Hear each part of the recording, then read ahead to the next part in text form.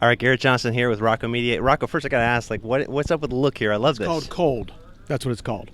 I don't care what I look like. I don't care what people think. This is how I dress. So, yeah, it was cold this morning. So we played 9 holes, about 35 degrees. Yeah, Country Club of Virginia here in Richmond. So I'm curious, Champions Tour, here we are. There's a lot of events that you've been a part of. I know 2013 was your rookie year. What were kind of your initial impressions then, and then what you know about it now 9 years later? Oh, I knew what was coming. I wasn't one. I played with these. I played straight 27 and came out here, never stopped playing. So I knew what was coming. Same guys we played with. So there's no surprises. Yeah. And there still isn't.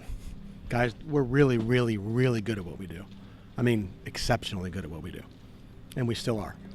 Yeah, well, speaking of that, Freddie Couples drops a 60 on everybody. Yeah, those days at the age of 63. I mean, Yeah. what does that do for you? Does it get you fired up a little bit more that things like that could happen? Or? No, I already know those things can happen.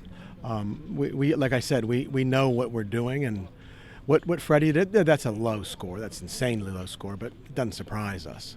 See, so it's like what Bernhard's done, or it doesn't. There's no surprises. We know, our golf courses, as you know, are 7,000 yards up.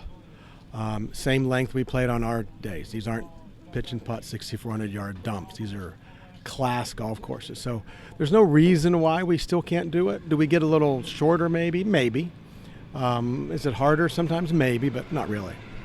No. When you get back to some of your old courses that you played growing up, like with your dad, Hannistown, I think of that one there in Greensburg, Pennsylvania. Yeah. What kind of emotions do you feel like when you go back now? Is it a lot of sentimentalism, or what is it like? I love going home. It gives me peace. I go to Greensburg, where I really grew up playing country club there. I go up to Laurel, where I've been since '93. So I like going home and being home, because you only have one place you're from, and I love being from there. I'm one of those. I don't like saying, well, I grew up there, but I know that's where I'm from, and I love it.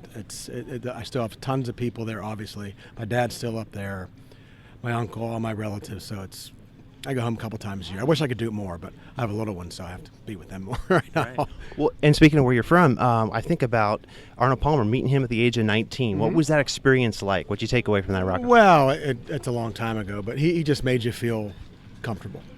And then he became like a second dad to me over the years. Very lucky. A lot of golf with him, a lot of talks with him. Well, speaking of talks and second dad, what kind of lessons would he have taught you that helped other people? You know what I mean? Passing things on to other people. Well, just how to be on the golf course, not how to play, or just how to be towards people. Look them in the eye, give them something for their money is basically what he said. And that's what everybody should be doing.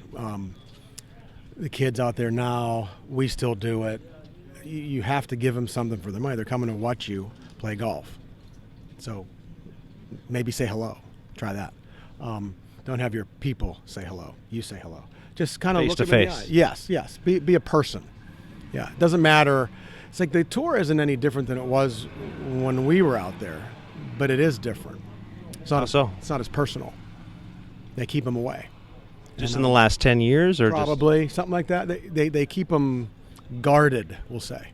We weren't guarded. We're not guarded out here. We can do it. People can come right up to us and talk. We don't have to go through anybody. So it's a different ball game. I love watching them play. But it's a different, and it shouldn't be different. What? Because there's more money? That should make no difference. Zero. So it needs to be. A lot of the guys, like you look at Spieth, you look at Ricky, they're like we were. They're just kind of hanging out, say hello, and tough for them to do it because they're the top draws, so you can't help everybody, but they do a great job with it, and it's good to see that. It's good to see that. Right. Well, speaking of more money, 10 years earlier, if you would have been in your late 40s and LIV would have approached you, would you have thought about that decision at all? Of course you would, but you would have done it the right way. You wouldn't badmouth the very entity that gave you life. Understand? The PGA Tour gave everybody that's playing on that tour life. So now you're going to tell me that's not good enough? What I got to say about that. So when you badmouth the entity that gave you life and then try to come back and play on it, that's a problem. Both sides of the street in a lot of ways. You don't get to do that. No, you don't get to badmouth something and say I want to come back and play and try to sue the very entity that gave you life. And they got exactly what they deserved. Nothing. Go take your money, and we didn't say you couldn't go. We just said you couldn't come back. They knew it when they signed it. Deal with it. Now LIV is here. It's not going anywhere, it doesn't look like. And that's fine. But stay away. Go over there. The guys that are on there, that's where they belong. Yeah. 1986, your first tour event was at Pebble Beach. Yep. You walked the range. What was that like seeing Watson, some of the big stars of the game? I've told that story a million times. But yeah, it was just one of those things. You'll go and look and see what you got to deal with, and I knew I had no chance to deal with any of it. So I started changing then, before I hit a shot. Which is weird, but it was in your own head a little bit. No, I wasn't. No, I knew. I looked and I went, I got no chance. And I didn't. And then I became better and better, and then here we are 37 years later. 37, it'll be 38 years January 1st. But yeah, what's going on now, it kind of pisses you off on the way guys have talked about what gave them everything that they have. Think about Greg Norman. Think about it. Yeah. Everything he has came because he played on the PGA Tour. But that wasn't good enough. What would you have been without it? Good question. What platform would you have used to get there? There was no other platform, and there still isn't. 54 holes in shorts, whoop-de-doo. Yeah, it'd be great to make. Of course, it'd be great to make the money. I don't blame them at all. They've been going to Saudi Arabia for a million years for appearance fees, appearance money. Okay. That's not even an issue, but do it the right way. How about a thank you? You know what? If they called me and said, hey, we want an old guy on the PGA Tour, on the LIV Tour, I would say, yeah, that'd be cool. I want to thank the PGA Tour for giving me everything that I have. But I'm done now. I'm going to go away quietly. I'm going to go hang out for a couple of years, and I'm out.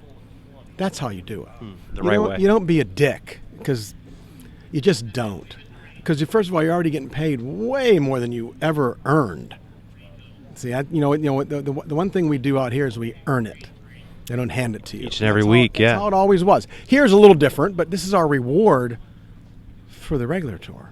This is a reward. This is hard to get on this show out here. It's hard to get out on the Champions Tour. But when you play good on the regular tour, you get a free pass, kind of. It's a great deal. But we earn what we've earned what we get. And should it change? No. Well, the kids have to struggle out of college, and they have to do this.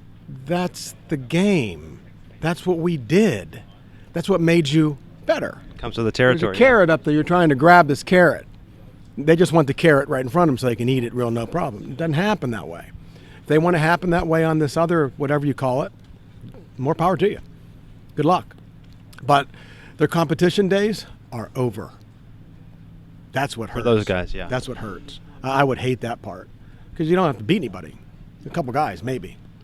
I mean, it's 54 holes. It's not a golf tournament. It's an exhibition. Ours, the PGA Tour is, but they found more money and they did this. Yeah, so? Too bad for you guys. Oh, you want to come back now? No. Sorry, can't come back. I hope they win I hope they do exactly what they're supposed to do. You want to go there? Go there.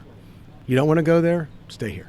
Speaking of the competition and how tough things can be, I remember 2008 U.S. Open. You look back a week like that. What are two of your favorite stories? I know you had Matthew Ackett's on the bag for you. A lot of cool moments, but what two stories stand out? Well, I don't have any story. I just like the whole situation. There's no moments. There's a lot of moments, so there's really nothing to.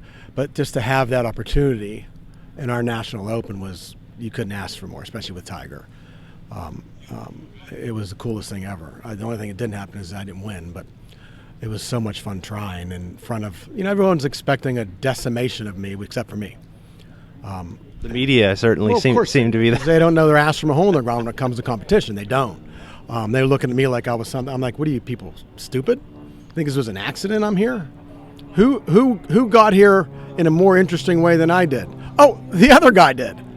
But see, it's like I was thinking of something else where they said Stevie Williams, who I don't know that he has a brain. I'm not really sure. But he said about me, well, Rocco had nothing to lose. He's a blue-collar guy. Well, yeah, I am from a blue-collar state. Where's Tiger from?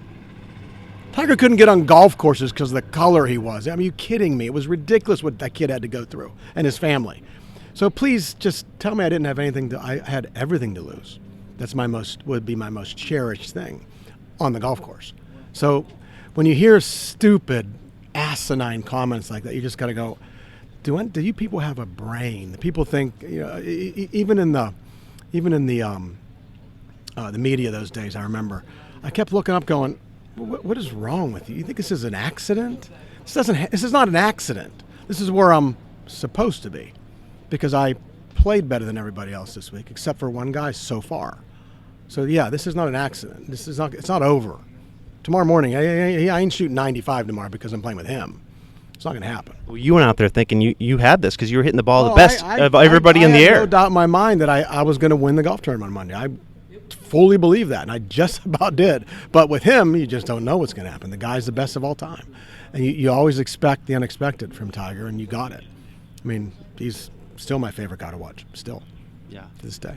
I'll wrap up. Tom Watson. Yeah. I know he's been a friend of yours for so long. Yeah. What's a favorite memory with Tom Watson? Well, just being able to talk to him out here, and he hasn't played much lately, but just he was my guy when I was a kid, so I know every shot he hit, everything he won. I'll say something to him, and how about that 2-iron at Birkdale? Stuff like that. Stuff like that. What? I'm not he doesn't even remember. Yeah, he does.